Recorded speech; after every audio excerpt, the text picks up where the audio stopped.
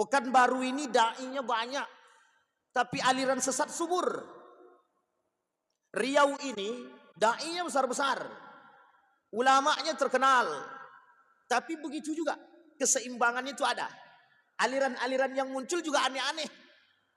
Di Jawa itu banyak sekali para ulama-ulama ternama, tapi uniknya di tengah ulama-ulama yang alim, yang begitu tenar dengan ketenarannya, juga muncul aliran-aliran yang sesat. Baru-baru ini muncul ada seorang bapak-bapak mengaku menjadi Imam Mahdi. Ingat Bapak Ibu, yang mengaku menjadi Imam Mahdi itu setiap tahun akan ada. Kenapa tahun kemarin ada orang yang menelpon Tuhan, menentukan Idul Fitri, dia telepon Tuhan. Kenapa pengikutnya ratusan? Itu bukan fanatik terhadap agama, fanatik terhadap orangnya.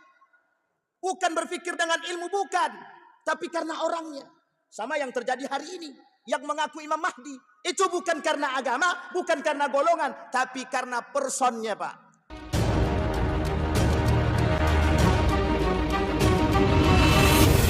Assalamualaikum warahmatullahi wabarakatuh.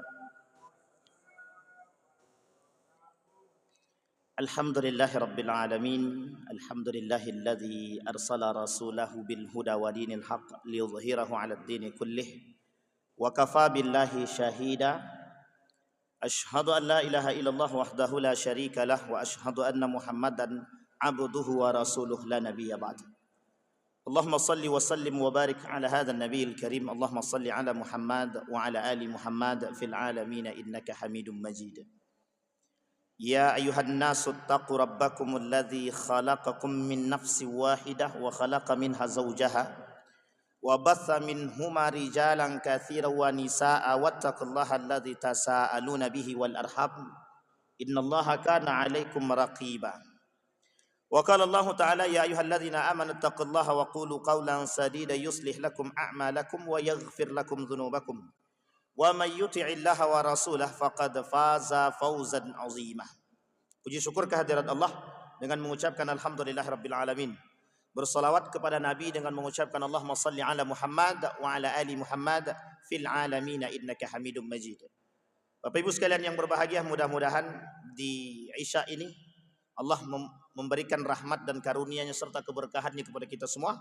Insyaallah yang hadir malam hari ini husnul khatimah dan istiqamah sampai akhir bulan suci Ramadan, dan kelak insyaallah kita termasuk orang-orang yang menang di akhirnya. Amin ya rabbal alamin.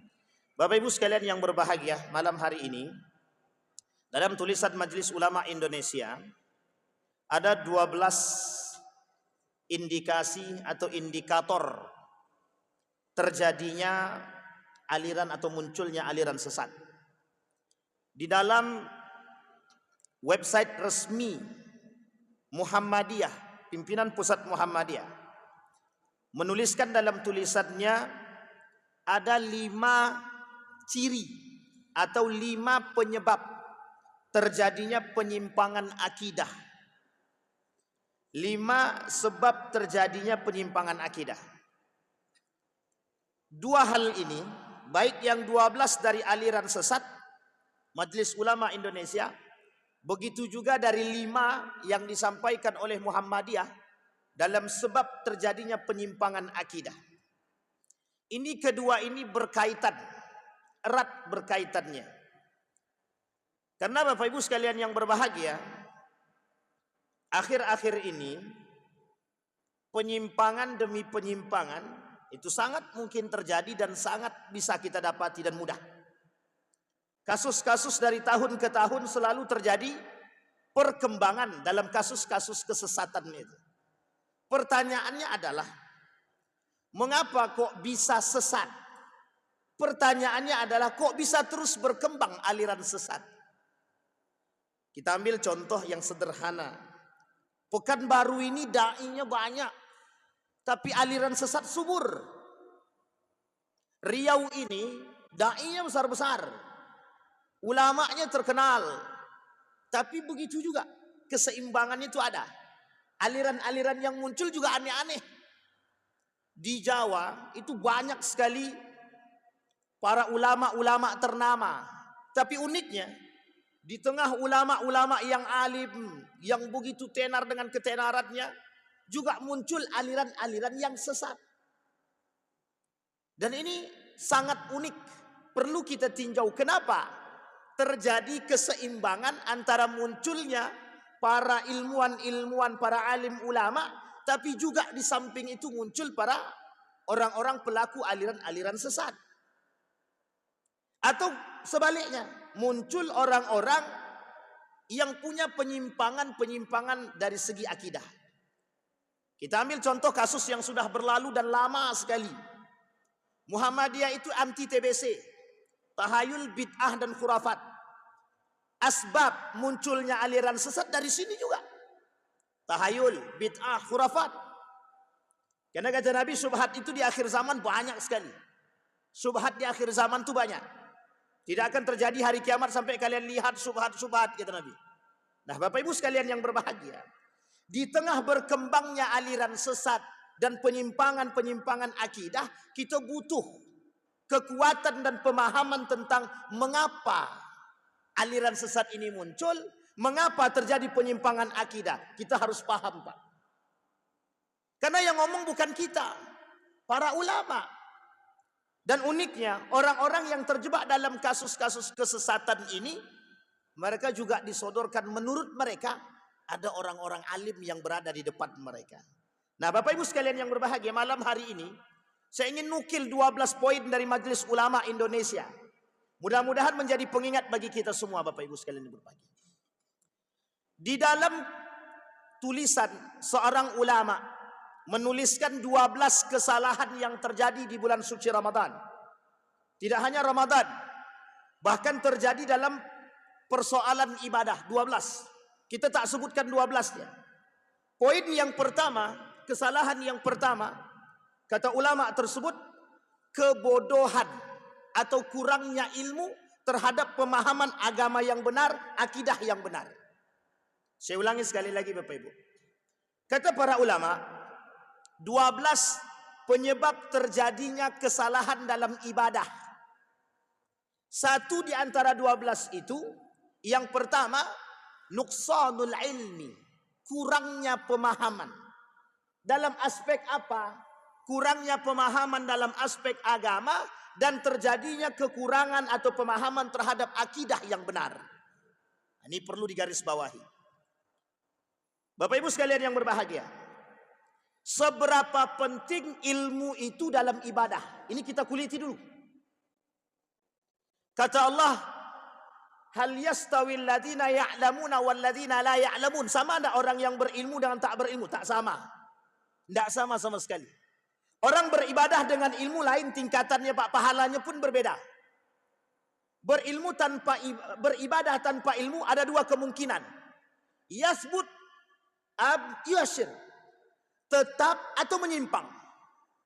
Jadi orang yang beribadah tanpa ilmu itu ada dua kemungkinan. Dia tetap pada pondasi dia atau dia akan menyimpang. Kalau lurus betul itu tidak mungkin, lambat, Pak.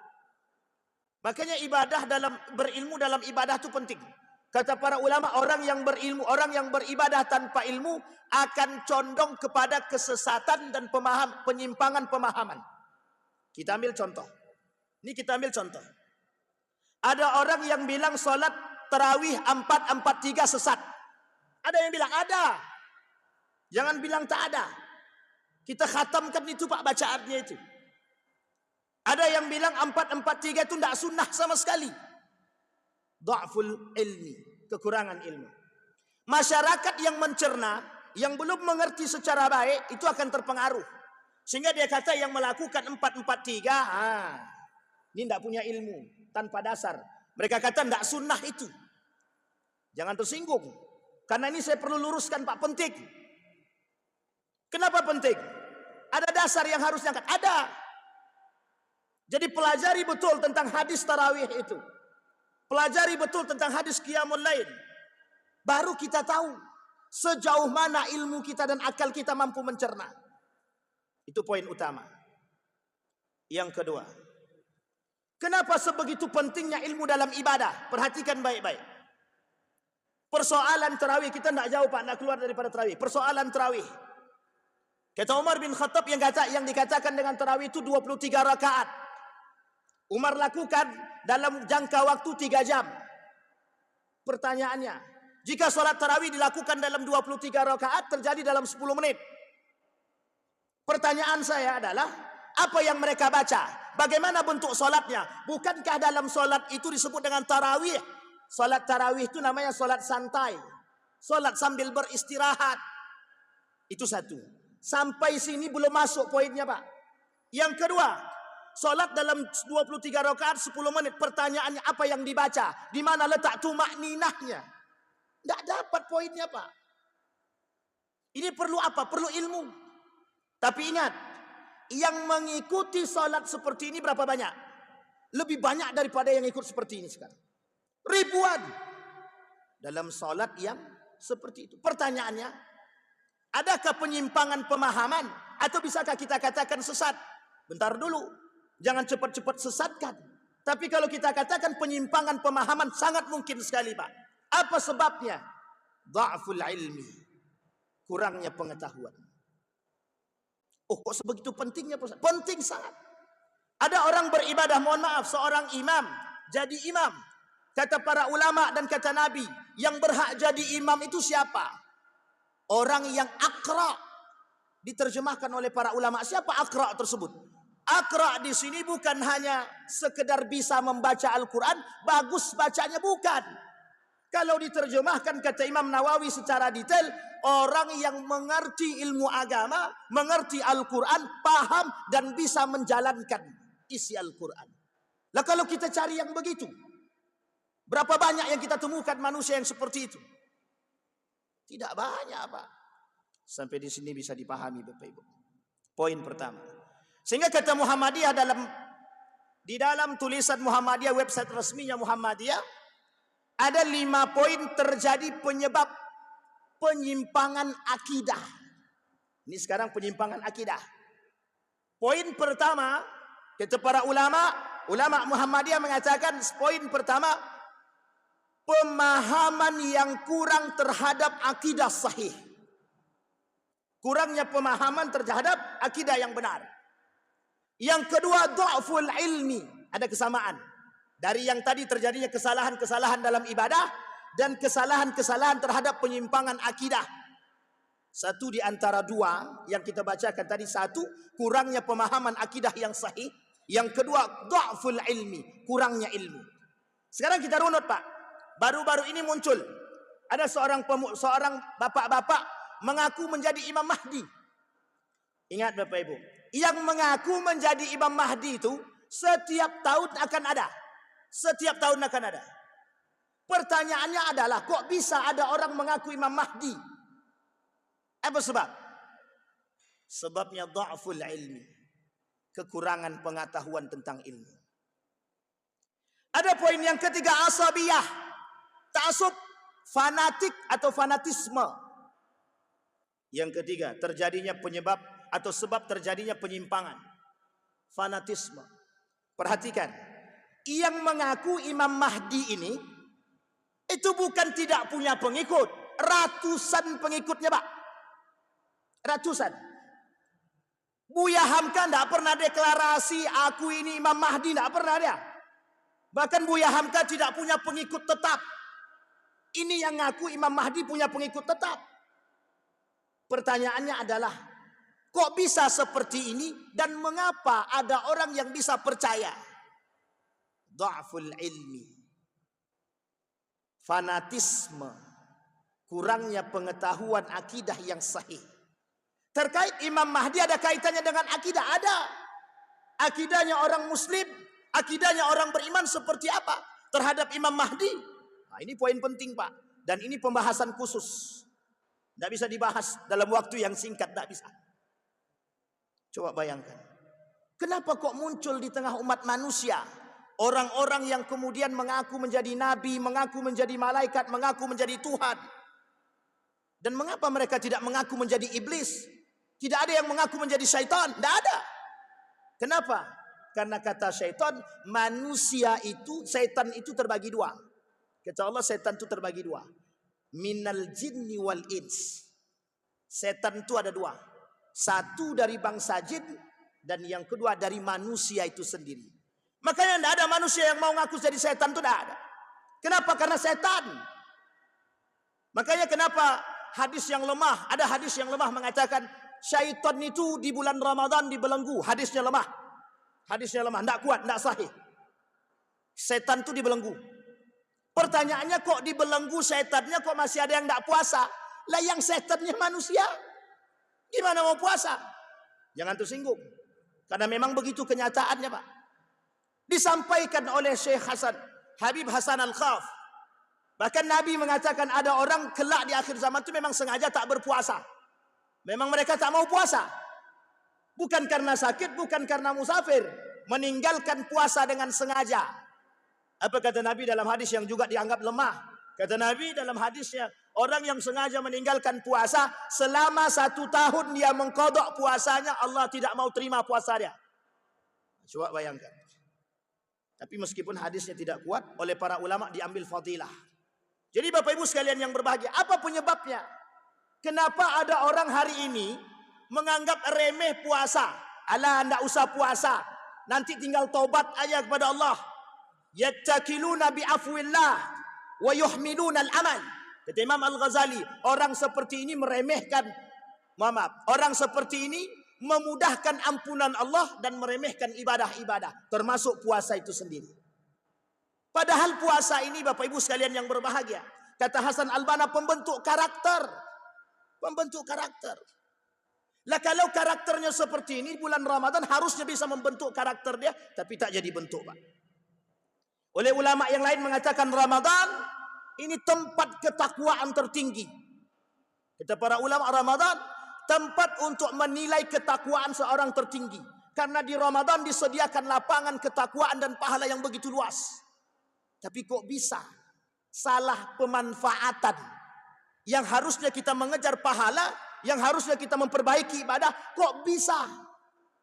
Kita lagi sedang tidak mengkritik orang. Tapi kita ingin mengatakan mengatasi problem. Jangan sampai umat muslim tertipu dengan kondisi-kondisi hari ini. Apa contohnya? Jangan sampai tertipu dengan persoalan-persoalan tersebut. Termasuk persoalan sholat tarawih yang 23 rakaat dikerjakan dalam 10 menit. Bapak Ibu sekalian yang berbahagia, ini harus kita jadikan perhatian. Kenapa? Ini saya sampaikan Bapak Ibu. Karena manusia, orang beriman akan nyaman dengan sholat. Orang yang tidak beriman akan cari di mana masjid paling cepat selesai sholatnya. Betul apa salah? Bapak-bapak, betul apa enggak? Betul gitu deh. Dicari yang paling cepat. Kalau ada imam masjid tersebut 1 juz 1 malam, tidak akan banyak yang sholat di situ, Pak. Ilaman rahimah rabbi, ilaman amana billah. Kecuali orang beriman, kecuali orang yang betul-betul mendapatkan rahmat. Kalau tidak, la ilaha illallah, panjangnya lagi sholat nih, kata dia. Untung tidak dibuat imam tadi sholat surat Al-Baqarah. Kalau sempat dibuatnya Al-Baqarah kayak baginda Nabi Muhammad SAW. Sholat subuhnya, rakaat pertama Al-Baqarah, rakaat kedua dibuatnya Ali Imran. Kalau sempat begitu, orang udah pulang daripada syuruk pun Nabi masih sholat subuh, baru rakaat pertama itu, Pak. Coba bayangkan. Tapi kata Nabi, itu Nabi. Yang di belakang Nabi sholat siapa? Para sahabat. Semakin panjang sholat itu semakin senang. Tapi sekarang tak begitu, Pak. Makanya mohon maaf kenapa yang 23 rakaat dalam 10 menit itu laku. Karena orang pengen cepat. Pengen cepat sholatnya. Nah, ini tak sejalan, Pak, dengan makna sholat tarawih. Makna tarawih itu artinya sholat dengan sambil santai dan beristirahat. Makanya 2 istirahat. Tapi kenapa Muhammadiyah 4-4-3? Ada latar belakang? Ada. Dari hadisnya Aisyah, kuat. Hanya saja para ulama mengatakan hadis ini untuk salat witir. Yang penting bukan witirnya. Nabi cuma katakan dalam hadisnya bukan tarawih. Yang disebutkan Nabi dalam hadisnya man qama ramadana imanan wahtisaban. Apa arti qama? Menghidupkan malam. Maka kata para ulama, perbedaan pendapatnya terletak pada kalimat qiyamul lail. Ini poin penting, Pak. Jadi jangan salah paham. Bukan berarti Muhammadiyah melakukan itu tanpa dasar. Muhammadiyah ini melakukan ijtihadnya Bapak Ibu bukan sebentar. Muhammadiyah ini berdiri 1900 berapa Bapak Ibu, ada yang tahu? 12. Indonesia belum merdeka. 1926 baru berdiri Nahdlatul Ulama. 1926 baru berdiri Pondok Pesantren Darussalam Gontor yang belajar kepada Pondok Pesantren Muhammadiyah. Jadi ijtihadnya bukan tanpa sebab. Ijtihadnya dengan ilmu, tidak sembarangan. Baik, itu poin yang ketiga. Maka dalam terjadinya penyimpangan akidah, itu yang pertama kurang pemahaman akidah yang benar. Itu terjadinya kenapa khurafat, tahayul, bid'ah itu orang yang kurang memahami tentang akidah sahih, akidah yang benar. Yang kedua, dha'ful ilmi, kurangnya ilmu. Kenapa terjadi kurangnya ilmu? Tak mau belajar. Bapak Ibu sekalian yang berbahagia, menuntut ilmu agama wajib bagi siapapun. Ilmu agama ini wajib bagi siapapun. Mau dia nanti latarnya ekonom, mau dia teknik sipil, kedokteran, dokter gigi, dokter hewan, dan dokter apapun, belajar ilmu agama wajib. Yang lain daripada itu ilmunya sunnah muakkadah. Bahkan ada yang mengatakan fardu kifayah. Kenapa begitu? Karena ilmu agama di atas segalanya. Kenapa terjadi penyimpangan? Dha'ful ilmi. Yang ketiga, asabiyah, fanatisme. Yang terjadi hari ini Bapak Ibu sekalian yang berbahagia, itu bukan fanatik agama, tapi fanatik golongan dan fanatik kepada orang. Kita ambil contoh. Kenapa tahun kemarin ada orang yang menelpon Tuhan, menentukan Idul Fitri, dia telepon Tuhan. Kenapa pengikutnya ratusan? Itu bukan fanatik terhadap agama, fanatik terhadap orangnya. Bukan berpikir dengan ilmu, bukan, tapi karena orangnya. Sama yang terjadi hari ini, yang mengaku Imam Mahdi, itu bukan karena agama, bukan karena golongan, tapi karena personnya Pak, karena individunya. Maka hari ini Bapak Ibu banyak kita temukan orang-orang yang fanatik terhadap golongan dan fanatik terhadap orang, manusia. Saya termasuk orang yang tidak sepakat takzim yang berlebihan kepada orang-orang atau kepada manusia. Karena ditakutkan akan terjerumus dalam dua hal. Kalau tidak benar hati dia akan terjerumus dalam takdisun nas, mensucikan manusia. Mensucikan manusia melebihi Tuhan, syirik. Hati-hati Pak. Maka mohon maaf, saya termasuk orang yang tidak sepakat dengan hal-hal demikian. Karena kita perlu menjaga hati. Kita perlu menjaga kebenaran hati Pak. Hati-hati terjerumus dalam persoalan-persoalan demikian. Nah, maka kata para ulama, ta'assub terhadap agama itu ada dua.